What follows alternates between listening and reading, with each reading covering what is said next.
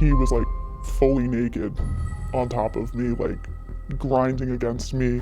He raped me several times, and I thought I was gonna die. I tried to crawl away and he pinned me down with his leg. These women all shared a terrible experience. They say they were sexually assaulted, only to have their cases ignored by law enforcement. It just made it clear that they didn't believe me. They have only made it feel like it was my fault. I mean, it felt more like they were trying to find evidence against me rather than for me. Their rape kits went untested for years. I went 9.5 years thinking my rape kit was tested. I had no idea it had not been processed. Or were never tested at all. It's horrendous that they think that some action is being taken when it actually isn't. For years, New Jersey has claimed it had no backlog of untested rape kits. And that's something that we pride ourselves here in New Jersey. But our investigation finds thousands of kits are collecting dust because prosecutors have chosen not to test them. The kit sitting on a shelf untested is really a demonstration of how the criminal justice system treats sexual assault. For more than 3 years, Kane In Your Corner has been investigating the treatment of rape survivors in New Jersey. Treatment which often makes them feel like they've been victimized again, this time by the system that was supposed to help them. People who were supposed to help me just kind of made it feel like everything was my fault. When you do find the courage to report it, it's almost written off as nothing more than a he said, she said. It's a big deal, and for them to not treat it as such is just, it blows my mind. It's a felony. It's not somebody stealing your toy on a playground, it's a felony.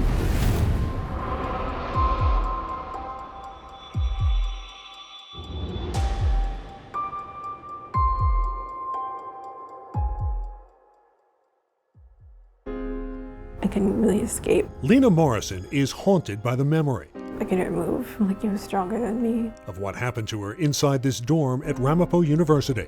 I kind of just had to lay there while he just kept having sex with me. Lena says she came to campus to meet a man she'd been talking to on a dating app, but things quickly spiraled out of control. We wrapped his arm around my throat, kind of like in a chokehold. I was just thinking, like, what if I pass out? Like, what if he kills me by accident? After her assault, Lena went to the hospital to undergo a forensic exam. We had to swab the inside and just everything around, and that was really painful. A trained sexual assault nurse looking for DNA her attacker might have left behind. I know she was, like, doing her job, but it just felt kind of violating after something already really violating. But Lena's ordeal was for nothing. We're calling you and notifying you that the investigation is closed. The Bergen County Prosecutor's Office told her it would not be pursuing her case.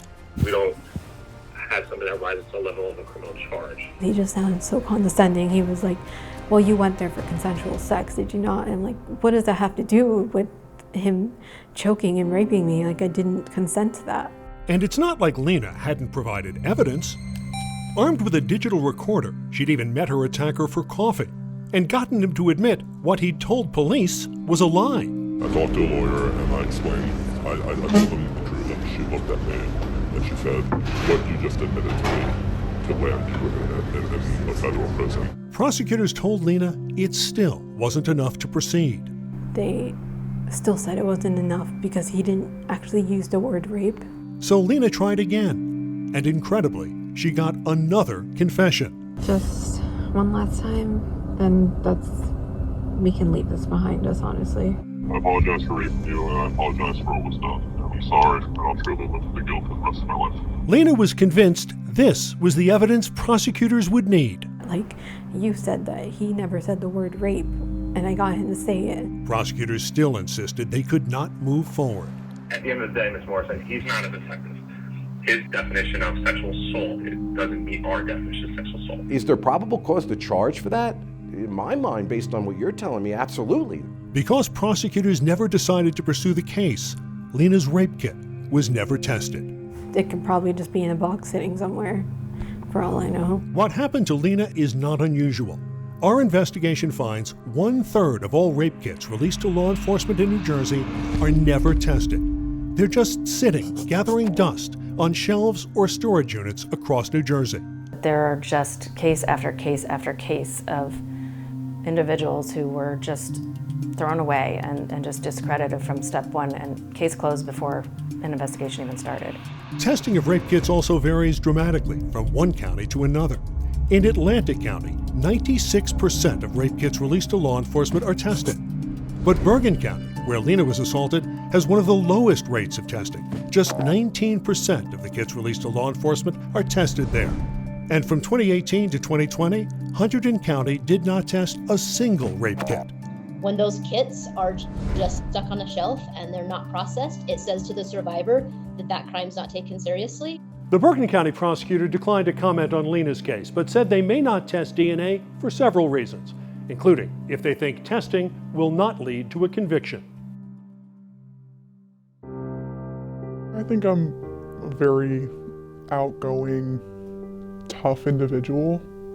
I think I kind of face fear without hesitation. This woman says being sexually assaulted left her emotionally scarred. I was in therapy every single week, so I couldn't sleep in my own bed because I was assaulted in it. She's asked us not to reveal her name, so we'll call her Jane. It impacts you. You can't really get away from it, especially when you're fighting for yourself, to have people take care of you the way they're supposed to. Like Lena, Jane met her attacker on a dating app. I had just had my wisdom teeth taken out, so I was still, like, my face was swollen, and he had asked me, to go out on a date or go to a bar, and I was like, I'm in no shape to do that. So it was kind of just decided, like, how about I come over, we watch a movie, just hang out. It sounds like you were very clear with your expectations. Yeah, I thought I was just gonna be, sitting at my house and watching a 2-hour movie with a guy. But obviously, that's not what happened. No. He just kept going and going, and it hurt, and I said that it hurt, and I said, that I didn't want to kiss him anymore. I was like, this is bad, this isn't gonna stop, is it? The safest option for me seemed to be just, get through it, and then you can have law enforcement deal with him later. But the Passaic County prosecutor chose not to deal with Jane's case. Based on what we have right now, we're not in a position to move forward with criminal charges. I've been told that basically unless it's recorded on a camera or there's a witness to see it, that it won't go anywhere. Like Lena, Jane also underwent a forensic exam. I would call it invasive. A woman I've never met putting a Q-tip in me, it's very uncomfortable. But prosecutors told her there was no point in even testing the DNA. Any presence of DNA won't answer the question of consent, and it won't prove or disprove whether any activity meets a legal standard of a sexual assault. I expected, once I released it, for it to at least be tested. If he's doing this to me on a first date, how many other women has he done that to this week? For years, New Jersey has claimed that when it came to handling rape kits, it was leading the nation. We don't have a backlog in this state, and that's something that we pride ourselves here in New Jersey. A state audit found the same thing, no backlog. But Kane In Your Corner analyzed years of data on rape kits in New Jersey, and we found 3 in 4 take longer than 30 days to test. 30 days is the definition the federal government uses to classify a kit as backlogged. If the federal standard is it must be tested within 30 days, then it should be tested within 30 days. And if there is a reason to go beyond 30 days, then that should be well documented. But our investigation finds New Jersey also has a hidden backlog that doesn't show up in any statistics.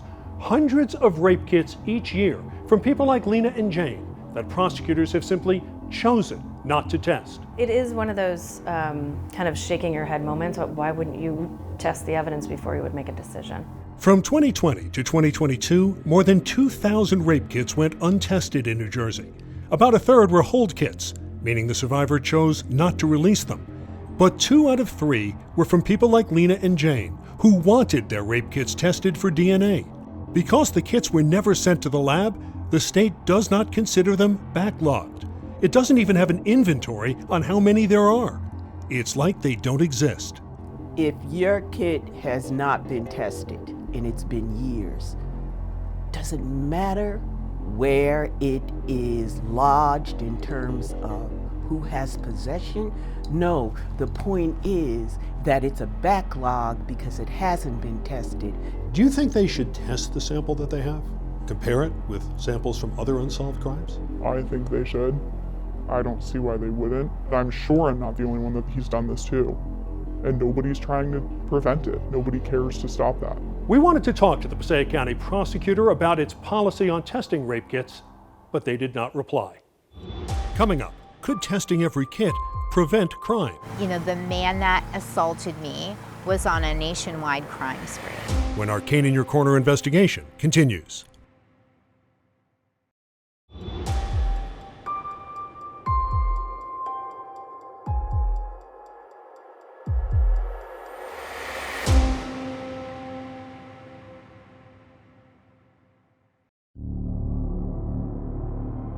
I went into my apartment and there was a man holding a gun, just almost appeared out of nowhere. Natasha Alexenko was 23 years old when she was sexually assaulted on the roof of her apartment building in Manhattan. He led me up to the rooftop landing in my building, all the while holding a gun to my head, and he raped me. And I thought I was gonna die. When the horrifying ordeal was over, Natasha had one thing on her mind: helping catch the man responsible. My roommates urged me to go have a rape kit done. It was important to collect that DNA to find the man who assaulted me and to ensure that he was not able to harm others. And then, for a decade, Natasha heard nothing. I started blaming myself. I thought that I did something wrong, that, you know, because my recollection of the man that raped me, my inability to identify him or describe him in detail. Almost 10 years after her assault, Natasha got a call from the Manhattan DA's office telling her her rape kit had finally been tested. It had been one of 11,000 kits backlogged in New York City alone. I hated myself for 9.5 years until I found out that it wasn't my fault. My rape kits had simply not been processed. When the NYPD finally tested Natasha's rape kit, they found she'd been the victim of a serial rapist. The man that assaulted me was on a nationwide crime spree. If Natasha lived in New Jersey, her rape kit might still be sitting on a shelf somewhere. Our investigation finds rape survivors are treated very differently from one state to another. Connecticut has no untested rape kits. Each kit is tested at the crime lab. New York passed a law requiring all new rape kits to be tested, but the state is still working through its backlog. But New Jersey is one of just a dozen states where prosecutors can choose not to test a rape kit, even if the survivor wants it tested. It feels a lot more humiliating having people say, you know, we found all of this DNA evidence on your underwear from the mail, but we're not going to see if we can match it to this guy. Most of victims expect that if they go through this process that the evidence will be used, that it will be tested to potentially find the person who committed this crime against them. In 2022, former New Jersey State Senator Nia Gill wrote a bill that would have required all rape kits released to law enforcement in New Jersey to be tested. It's test all kits bill, no discretion. But the bill never made it out of committee, and Gill is no longer in office. So why is New Jersey so far behind the rest of the country? Should prosecutors be allowed to override a survivor's wishes and refuse to test a cat? In an ideal world where resources were never an issue, we could test all kits, but I don't know that we get different outcomes through the criminal justice process. The New Jersey Attorney General's office insists it's not necessary to test every rape kit. I mean, 75% of sexual assault survivors actually know the person who caused them harm. And so the idea that a kit is going to identify a perpetrator is sort of a misnomer. Some advocates say that kind of thinking is a big problem. Most criminals are not specialists. They're not just committing one crime and stopping. They're generally serial offenders. And you don't get those connections in many cases unless you connect them by DNA. Just look what happened in Wayne County, Michigan. prosecutors there tested over 11,000 backlogged rape kits. They closed over 4,000 investigations, identified 841 serial rapists, and put 239 sex offenders behind bars. Advocates say if New Jersey tested every kit, it might get the same kind of results. If prosecutors and detectives and law enforcement and the judges are saying we need physical evidence, right? Well, there's the physical evidence. Test it. Last year, New Jersey did put limits on when prosecutors can choose not to test a rape kit. For example, they can no longer decline to test simply because the victim is accusing a spouse or partner. But advocates say that doesn't go far enough. They say prosecutors should just test every kit. As prosecutors, our job is always to seek the truth. And the truth is, we have crime scene evidence, we should be testing it. What would the harm be in testing it? So when you send a kit to the lab for testing, you are opening up the subject's specimens to a whole universe of scrutiny.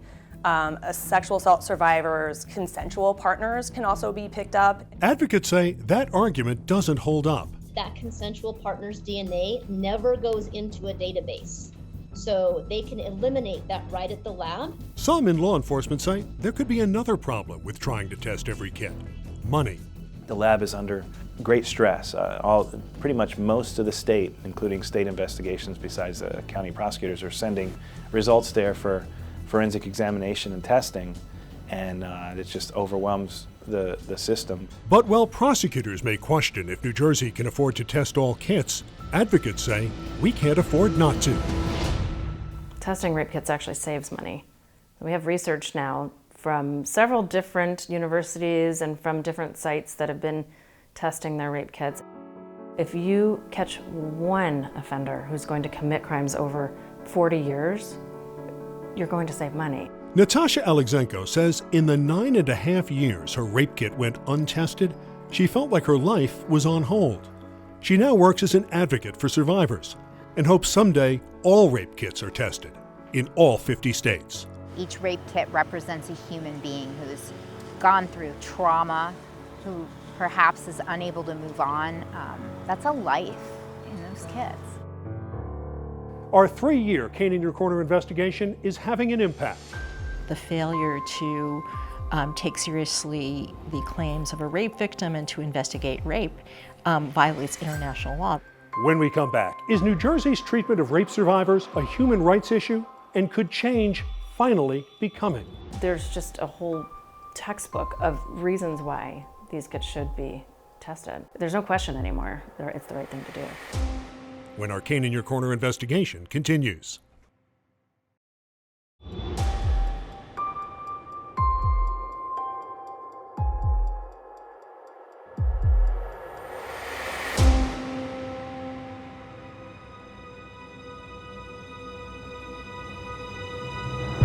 Before I met him, I had an idea of what Satan would look like. Handsome and humanly so. Coley Marie started writing poetry to heal from the trauma of sexual assault. I soon came to realize that's not what Satan looks like at all. He looks like you and me. Coley Marie was raped on a first date. She was just 17. I kept saying no, until he finally just pushed me down towards his genitals. She says when she reported the crime, police didn't take her seriously. They thought I had just gotten out of a relationship with this person, which I didn't, and that I wanted revenge. By the time Coley Marie worked up the courage to report her sexual assault, it was too late for police to check for DNA.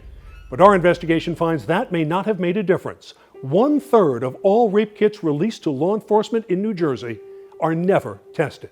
I expected, once I released it, for it to at least be tested. It could probably just be in a box sitting somewhere, for all I know. It's horrendous that they think that some action is being taken when it actually isn't. The International Human Rights Clinic at Rutgers Law School says what our investigation uncovered is nothing less than a human rights violation. The failure to take seriously a claim of rape and to actually devote the resources to investigate that rape within a timely fashion violates the rape victim's human rights. The clinic is asking the United Nations to investigate what it calls the deliberate failure to test DNA in rape kits. We really hope that the work that you're doing, the work that we're doing, the work that other advocates are doing, really bring this to a fore.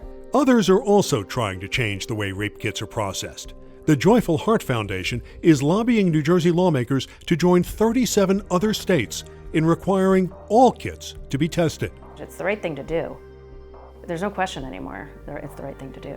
And the U.S. Justice Department has issued guidelines directing law enforcement agencies to prevent what it calls gender bias in rape investigations.